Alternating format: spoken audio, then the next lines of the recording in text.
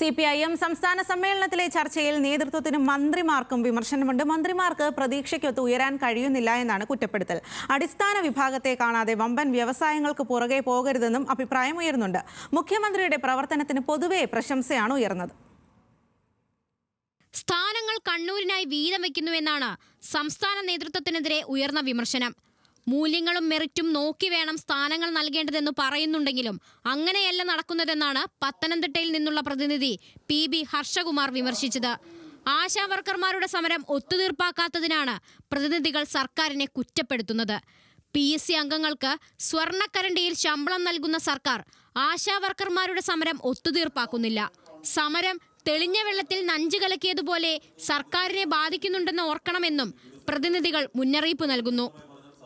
രണ്ടാം പിണറായി സർക്കാരിൽ മന്ത്രിമാരുടെ പ്രവർത്തനം മോശമാണെന്ന അഭിപ്രായവും ചർച്ചയിൽ ഉയർന്നു. മുഖ്യമന്ത്രിക്കൊഴികെ ആർക്കും പ്രതീക്ഷയ്ക്കൊത്ത് ഉയരാൻ കഴിയുന്നില്ല. വിമർശനങ്ങളെ മുഖ്യമന്ത്രിക്ക് ഒറ്റയടിക്ക് നേരിടേണ്ടി വരുന്നുവെന്നും മന്ത്രിമാർക്ക് പ്രതിരോധിക്കാൻ കഴിയുന്നില്ലെന്നും കൊല്ലത്ത് നിന്നുള്ള പ്രതിനിധി പറഞ്ഞു. തൊഴിലാളികളെ മറക്കരുതെന്ന് ഓർമ്മിപ്പിച്ച PP ചിത്തരഞ്ജൻ കയർ തൊഴിലാളികളെ രണ്ടാം പിണറായി സർക്കാർ തഴഞ്ഞെന്ന വിമർശനവും ഉന്നയിച്ചു.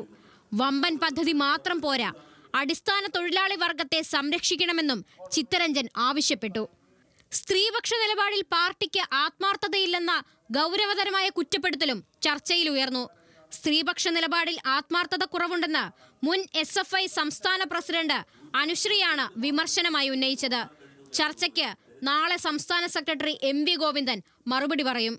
ന്യൂസ് മലയാളം, തിരുവനന്തപുരം.